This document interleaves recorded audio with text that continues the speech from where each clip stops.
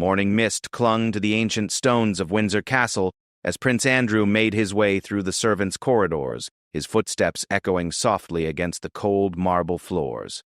The once proud Duke of York had fallen far from grace, his royal privileges stripped away one by one over the past months.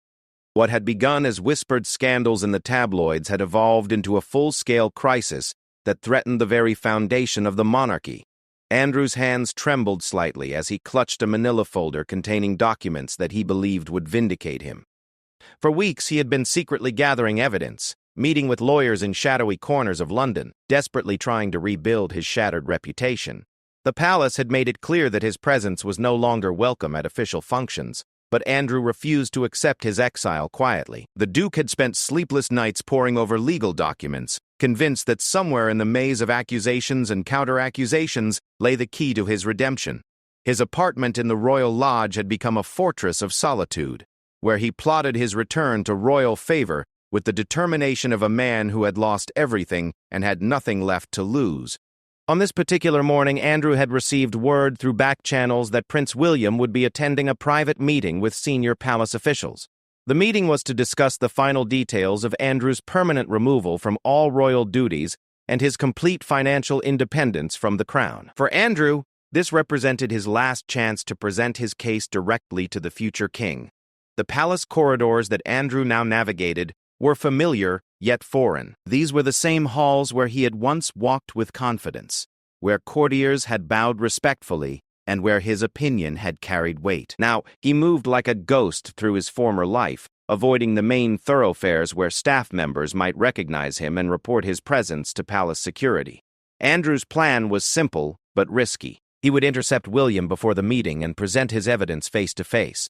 He knew that William had been one of the most vocal advocates for his removal from royal duties, but Andrew believed that his nephew had been influenced by advisors who didn't understand the full picture. If he could just have 5 minutes alone with William, he was certain he could change the future king's mind. The Duke checked his watch nervously. According to his source, William's motorcade would arrive at the private entrance within the hour. Andrew had positioned himself in a small antechamber near the entrance, a room that was typically used for storing ceremonial items and was rarely visited by staff. From this vantage point, he could see the corridor that William would use to reach the meeting room. As he waited, Andrew's mind wandered to better times. He remembered the pride he had felt serving in the Royal Navy during the Falklands War, the respect he had commanded as a helicopter pilot, the sense of purpose that had driven him to serve his country with distinction. Those achievements seemed like distant memories now, overshadowed by the controversies that had consumed his later years. The sound of approaching footsteps jolted Andrew from his reverie. Through the partially opened door, he could see palace staff members preparing for William's arrival. Security personnel were conducting their final sweeps, and senior officials were gathering in the designated meeting room. Andrew's heart raced as he realized that his moment of opportunity was approaching rapidly. William's arrival was announced by the subtle increase in activity throughout the corridor. Andrew could hear the quiet conversations of security personnel and the soft rustle of formal attire as officials positioned themselves for the prince's entrance. This was it, the moment that would determine whether Andrew could salvage what remained of his royal legacy or face permanent exile from the family he had served his entire life. The Duke took a deep breath and steeled himself for what he knew would be the most important conversation of his life. Everything he had worked for, everything he believed in, and everything he hoped to preserve of his relationship with the royal family hung in the balance. As he prepared to step out of his hiding place, Andrew whispered a silent prayer that his nephew would listen with an open mind and give him the chance to explain his side of the story. The weight of the manila folder in his hands felt like both a lifeline and a burden. These documents represented months of careful investigation, legal research, and strategic planning. Andrew was convinced that they contained the proof he needed to demonstrate his innocence and restore his position within the royal family. He had rehearsed his presentation countless times, anticipating every possible objection and preparing counterarguments for each point of contention. But as the moment of truth approached, doubt began to creep into Andrew's mind. What if William refused to listen? What if the evidence he had gathered wasn't as compelling as he believed? What if his desperate gambit only served to further alienate him from the family he loved? These questions swirled through his consciousness as he prepared to emerge from his concealment and confront his destiny head-on. Prince William entered the palace corridor with the measured confidence of a man destined to wear the crown. His security detail moved with practiced precision, their eyes scanning every corner and doorway as they escorted the future king toward the private meeting room. William's expression was grave, reflecting the weight of the decision that awaited him and his advisors. The meeting would finalize the terms of Andrew's complete separation from royal duties, a decision that had been months in the making. The Prince of Wales had spent considerable time deliberating over his uncle's fate. Despite their family connection, William understood that the monarchy's survival depended on decisive action to protect its reputation. The scandals surrounding Andrew had become a constant source of embarrassment, threatening to overshadow the positive work being done by other members of the royal family. William's advisors had been unanimous in their recommendation that Andrew be completely severed from all official royal functions. As William approached the antechamber where the meeting would take place, he reflected on the difficult conversations he had already had with his father, King Charles, about Andrew's situation. The king had been reluctant to take such drastic action against his younger brother, but the mounting public pressure and media scrutiny had left little room for compromise.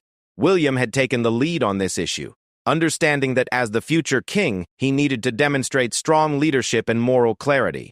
Suddenly, a door that should have remained closed swung open and Prince Andrew stepped into the corridor. William's security team immediately tensed, their hands moving instinctively toward their concealed weapons as they assessed the unexpected threat.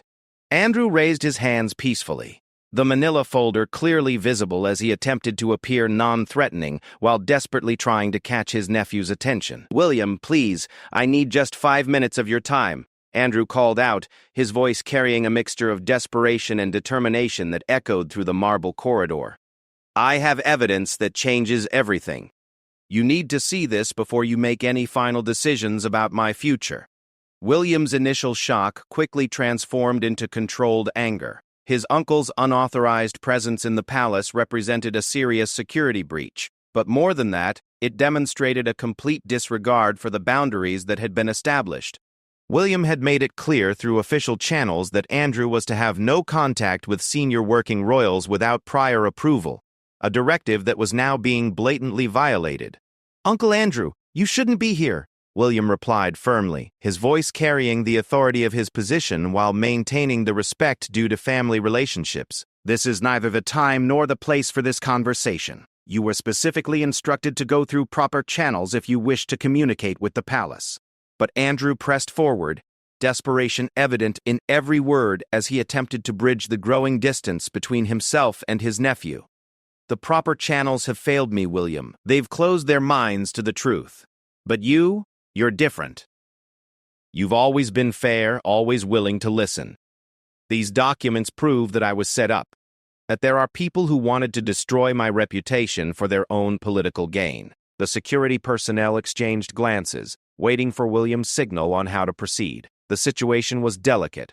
While Andrew posed no physical threat, his presence represented a violation of palace protocol that could not be ignored. William found himself caught between his duty as a future king and his obligations as a family member, a position that had become increasingly common as the monarchy navigated modern challenges.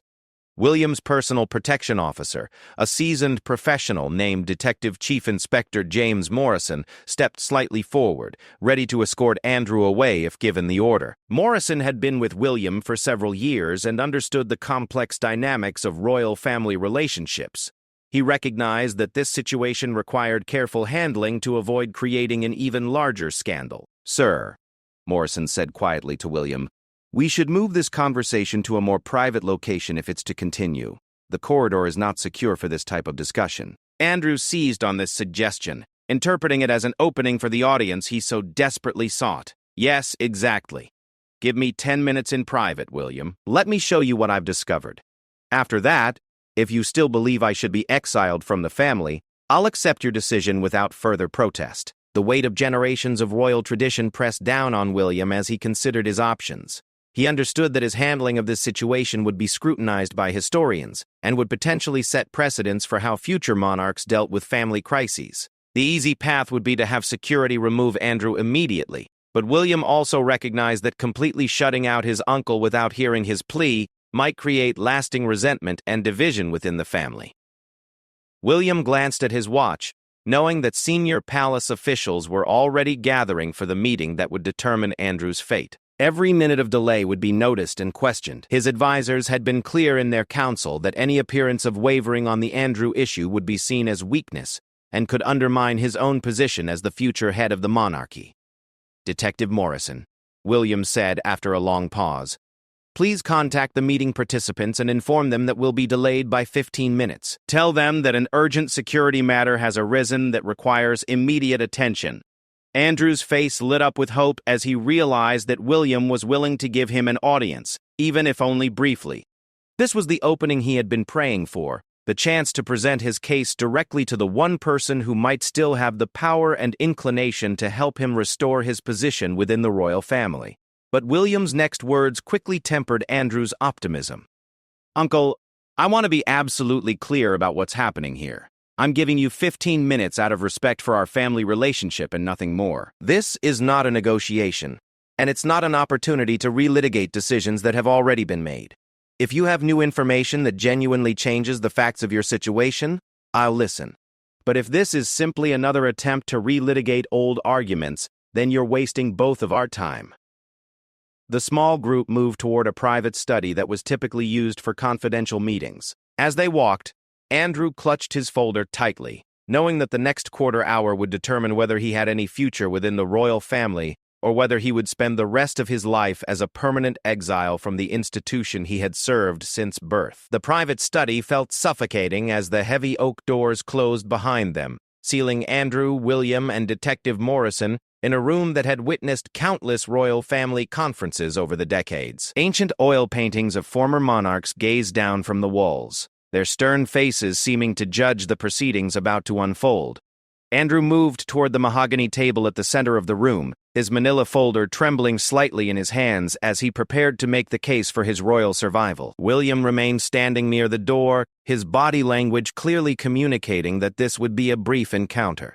His arms were crossed and his expression was carefully controlled, revealing neither sympathy nor hostility, but rather the practiced neutrality of a future king who had learned to compartmentalize personal feelings when duty demanded it. Detective Morrison positioned himself strategically where he could observe both men while maintaining a clear path to the door. "You have 12 minutes remaining," William announced, checking his watch with deliberate precision. "I suggest you use them wisely." Andrew spread several documents across the polished table surface, his movements urgent but careful as he arranged what he considered to be his evidence of vindication. Financial records, private correspondence, witness statements, and legal opinions formed a small paper mountain that represented months of desperate investigation and hope. Each document had been obtained through considerable effort and expense, as Andrew had hired private investigators and legal experts to build his case. "William, everything you think you know about my situation has been carefully orchestrated by people who want to see the monarchy weakened," Andrew began, his voice gaining strength as he launched into his prepared presentation. "These bank records show that the payments everyone assumes were corrupt were actually legitimate consulting fees for business advice I provided to international companies. I was never engaged in anything inappropriate or illegal." He pointed to a series of financial documents that detailed complex international business transactions. "Look at these dates, William. Every payment corresponds exactly with documented business meetings and advisory services. My lawyers have verified that everything I did was within the bounds of normal business practice for someone with my background and connections." William stepped closer to examine the documents, though his expression remained skeptical. He had seen similar presentations from Andrew before, each promising to clear his name but ultimately failing to address the core issues that had led to his downfall. The Prince of Wales understood that financial propriety was only one aspect of the larger scandal that had engulfed his uncle. "Even if these payments were legitimate," William replied carefully, "they don't address the broader questions about your associations and judgment. The public has lost confidence in your ability to represent the monarchy with the dignity and discretion that the role requires." Andrew's frustration began to show as he realized that William was not immediately accepting his evidence as exoneration. "The public has been manipulated by a media campaign designed to destroy me," he insisted, pulling out another set of documents. These are communications between journalists and sources that show how stories about me were deliberately distorted and sensationalized. I was targeted because someone wanted to remove me from the line of succession and diminish the monarchy's influence. The conspiracy theory aspect of Andrew's defense immediately raised red flags for William, who had been warned by his advisors that his uncle might attempt to blame external forces, rather than accepting responsibility for his own actions. The future king had learned to be wary of explanations that relied heavily on alleged plots and hidden agendas, understanding that such narratives often indicated a reluctance to face uncomfortable truths. Detective Morrison remained silent but alert, observing the interaction between the two princes while mentally noting details that might be important for his subsequent report to palace security. He had witnessed similar family confrontations before and understood that emotions could escalate quickly when personal reputations and family legacies were at stake. "Uncle Andrew," William said, his tone becoming more formal, "I appreciate that you believe these documents support your position, but you're missing the fundamental point. This isn't solely about legal guilt or innocence. It's about public confidence and the monarchy's reputation. Regardless of the technical merits of your defense, the damage to the institution has already been done." Andrew's face flushed with anger as he realized that William was unmoved by his presentation. "So you're willing to sacrifice me to protect an institution that I've served faithfully my entire life? You're going to exile your own uncle based on media speculation and political calculation rather than facts and evidence?" The accusation struck at the heart of William's internal conflict about this situation. He genuinely felt sympathy for Andrew's plight and recognized that his uncle had indeed served the crown with dedication for many years. But William also understood that effective leadership sometimes required making difficult decisions that prioritized the greater good over personal relationships. "I'm not sacrificing you, Andrew," William replied with measured patience. "I'm trying to preserve an institution that serves millions of people and represents something larger than any individual member of our family. Your continued association with the monarchy has become a liability that we can no longer afford." The conversation was interrupted by a discreet knock on the door. Detective Morrison opened it slightly to receive a whispered message from another security officer.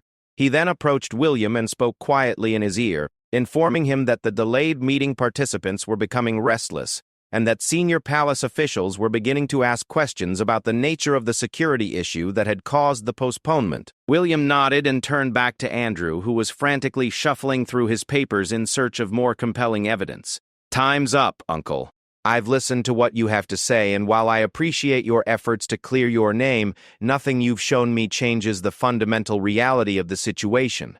Andrew's desperation reached a crescendo as he realized that his last chance for redemption was slipping away. "You can't do this, William. I'm your family. I fought for this country. I bled for this crown. You can't just throw me away because it's politically convenient."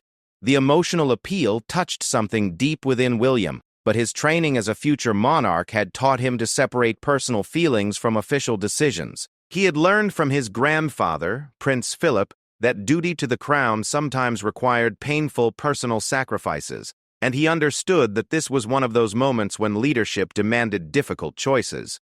"The decision has been made, Andrew," William said with finality. "Your exile from royal duties is permanent, and your presence here today only confirms that it was the right choice.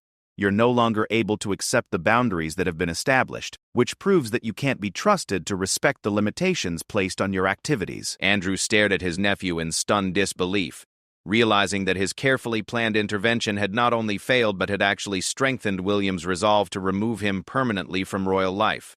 The manila folder slipped from his hands, its contents scattering across the study floor like the remnants of his shattered hopes. The scattered documents on the study floor seemed to mock Andrew's desperate attempts at vindication as William moved toward the door with determined purpose. The Prince of Wales had made his decision, and his body language indicated that the conversation was definitively over. But Andrew, driven by a combination of panic and wounded pride, was not prepared to accept defeat so easily.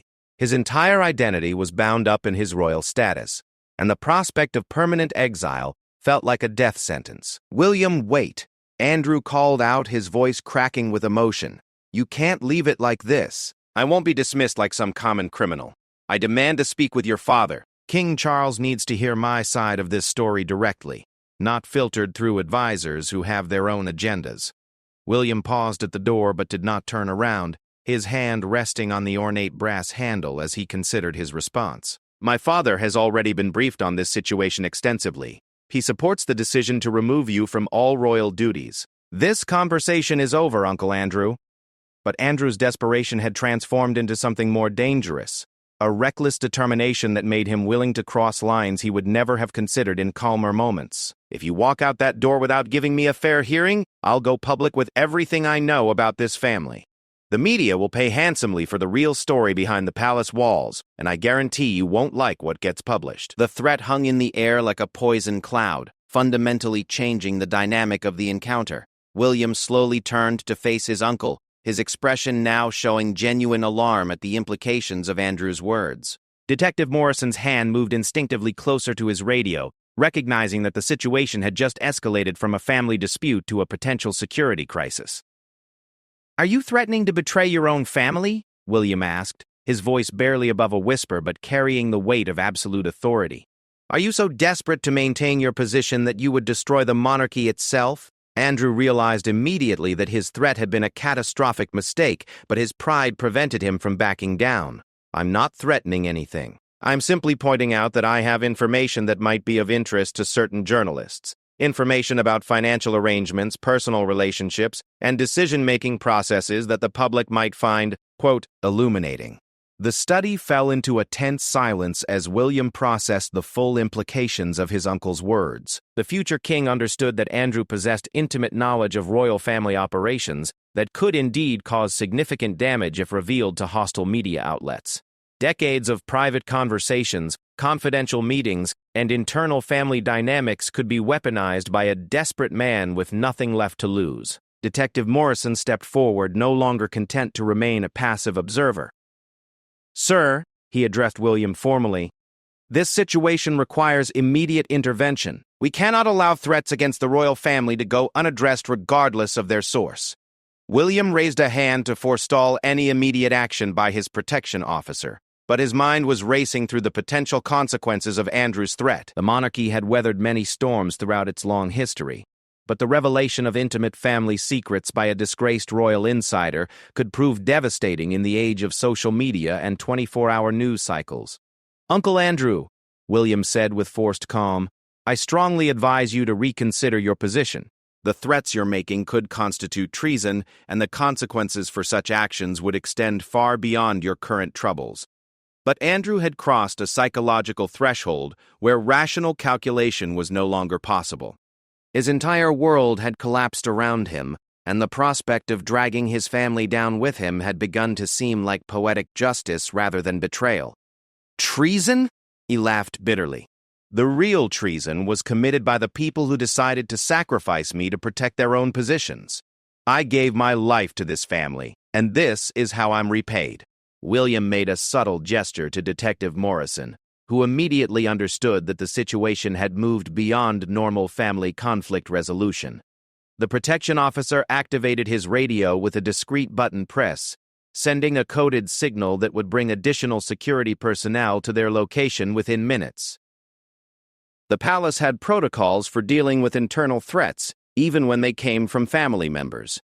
You're making a terrible mistake, Andrew, William warned, his voice now carrying the full authority of his position as heir to the throne. If you continue down this path, you'll face consequences that go far beyond exile from royal duties. You'll face criminal charges and complete ostracism from everyone who has ever cared about you. Andrew stared at his nephew with a mixture of hatred and heartbreak, realizing that their relationship had been irreparably damaged by this confrontation. You've already ostracized me, William. You've already destroyed my life and my reputation. What more can you possibly do to me? The answer came not from William, but from the sound of approaching footsteps in the corridor outside the study. Detective Morrison had summoned additional security, and the heavy tread of multiple officers was clearly audible through the thick oak doors. Andrew's eyes widened as he realized that his threats had triggered a security response that would likely result in his immediate removal from the palace. Last chance, Uncle, William said with genuine sadness in his voice. Retract your threats, apologize for your behavior today, and accept the terms of your exile with dignity. If you do that, I'll ensure that you're treated with the respect due to a member of the royal family, even if you're no longer a working royal." But Andrew's response was to move toward the scattered documents on the floor, frantically gathering papers as if they could still somehow save him. "You don't understand, William. This evidence proves that I'm innocent. These papers show that I was targeted by people who wanted to destroy the monarchy's reputation. I was trying to protect our family, not harm it." The study doors opened to admit 4 additional security officers, their presence immediately filling the room with an atmosphere of official authority. Detective Morrison briefed them quietly while William continued to watch his uncle with a mixture of pity and resolve. The situation had spiraled beyond the point where family loyalty could override security concerns. "Prince Andrew," Detective Morrison announced formally, "you are being escorted from the palace premises immediately. Your unauthorized presence and threatening behavior constitute a breach of palace security protocols. You will not be permitted to return without explicit written authorization from His Majesty the King." Andrew looked up from his document gathering with wild eyes, finally understanding that his desperate gambit had not only failed, but had actually accelerated his complete separation from the royal family. The nephew he had hoped to convince had instead become the instrument of his final exile, and the papers he had believed would save him were now scattered uselessly across the floor like the fragments of his shattered dreams. The escort through the palace corridors felt like a funeral procession for Andrew's royal life. Security officers flanked him on both sides while Detective Morrison led the group toward the service entrance where an unmarked van waited in the morning shadows. The same hallways that had once welcomed him as a celebrated war hero and working royal now witnessed his ignominious removal from the heart of the monarchy he had served since birth. William followed at a distance, his face a mask of controlled emotion as he watched his uncle being led away. The future king understood that this moment would be remembered as either necessary decisive leadership or cold-hearted family betrayal, depending on one's perspective. History would judge whether his handling of the Andrew crisis had protected the monarchy or damaged it irreparably through the brutal treatment of a family member. As they walked, Andrew's mind reeled with the devastating realization that his last desperate gambit had backfired spectacularly. Instead of securing a reprieve or even a fair hearing, his unauthorized palace visit and implied threats had provided William with the perfect justification for his immediate and permanent banishment. The nephew he had watched grow up, whom he had taught to fly helicopters and shared countless family holidays with, had become his executioner. The service corridors were deliberately chosen to avoid any possibility of media observation or staff gossip. Palace officials had learned from previous royal scandals that even the most private family matters could become public spectacles if not handled with extreme discretion. The route to the waiting van had been cleared of all non-essential personnel, ensuring that Andrew's removal would remain confidential until palace communications decided how to address the situation publicly. Detective Morrison maintained radio contact with palace security throughout the escort, coordinating with external surveillance teams to ensure that no unauthorized photographers or journalists were positioned to capture images of Andrew's departure. The protection officer understood that pictures of a disgraced prince being forcibly removed from Buckingham Palace would dominate headlines for weeks and potentially damage the monarchy's carefully cultivated image of dignified stability. As they approached the exit, Andrew made one final attempt to salvage something from the wreckage of his royal career. "William," he called back desperately, "please don't let it end like this. We're family. Surely that has to count for something. Give me one more chance to prove that I can follow the rules and respect the boundaries you've established." William stopped walking and turned to face his uncle one last time, his expression revealing the internal struggle between duty and familial affection that had tormented him throughout this crisis. For a brief moment, the future king allowed his carefully constructed facade to slip, revealing the genuine pain he felt at having to exile a family member who had once been a beloved mentor and companion. "Uncle Andrew," William replied with measured sadness, "your actions today have proven that you're incapable of respecting boundaries or accepting the consequences of your past decisions. You came here without permission, made threats against the family, and demonstrated that you cannot be trusted to honor the agreements that have been made regarding your status." The van's engine was already running as they emerged into the crisp morning air, its dark windows ensuring that Andrew's final departure from royal life would remain hidden from public view. 2 additional security officers stood beside the vehicle, their presence ensuring that any last-minute resistance would be quickly and professionally managed. The entire operation had been choreographed to minimize both security risks and potential embarrassment to the royal family. Andrew paused at the van's open door, turning back toward the palace that had been the center of his world for more than 6 decades. The ancient stones seemed to stare back at him with cold indifference, as if the building itself had already forgotten his decades of service and was eager to close this uncomfortable chapter in its long history. The weight of permanent exile settled on his shoulders like a physical burden as he contemplated a future completely severed from the institution that had given his life meaning and purpose. "Your belongings will be forwarded to you," Detective Morrison informed him with professional courtesy. "All palace access codes have been changed, and your security clearances have been permanently revoked. Any future communications with the royal family must go through official channels and will require written authorization from His Majesty's private secretary." The clinical efficiency of his banishment struck Andrew as particularly cruel, reducing a lifetime of royal service to a simple administrative procedure. He thought about his military decorations, his charitable patronages, his ceremonial roles, and all the other trappings of royal life that were being stripped away with bureaucratic precision. Everything he had worked for, everything that had defined his identity, was being erased as if it had never existed. William watched from the palace doorway as his uncle reluctantly climbed into the van, understanding that this moment represented more than just the resolution of a family crisis. The future king recognized that his handling of the Andrew situation would establish precedents for how the monarchy dealt with internal scandals and would influence public perception of his own leadership style for years to come. As the van pulled away from the palace, Andrew pressed his face against the tinted window for one last glimpse of the building that had been his home, his workplace, and his sanctuary throughout his life. The morning sun was beginning to burn through the mist, illuminating the palace facade with golden light that seemed to mock his darkness and despair. He realized with crushing finality that he was not just leaving the building, he was being expelled from the royal family itself. The vehicle's route through London had been carefully planned to avoid main thoroughfares where traffic cameras might capture images of the distinctive van. Security protocols required that Andrew's removal from the palace remain secret until senior officials determined how to address his absence publicly. The monarchy's survival depended on controlling narratives and managing public perception, skills that had been honed over centuries of political and social upheaval. Detective Morrison sat across from Andrew during the silent journey, observing the broken man who had once commanded ships in combat and represented the crown with distinction around the world. The protection officer felt a measure of sympathy for the fallen prince, understanding that royal life could be simultaneously privileged and imprisoning, offering great rewards but demanding absolute compliance with institutional expectations. As the van disappeared into London's morning traffic, William remained standing in the palace doorway, knowing that he had just made one of the most difficult decisions of his life. The future king understood that effective leadership sometimes required choosing the welfare of the institution over the comfort of individuals, even when those individuals were beloved family members. The weight of the crown he would someday wear had never felt heavier than it did in that moment of imposed exile and family betrayal.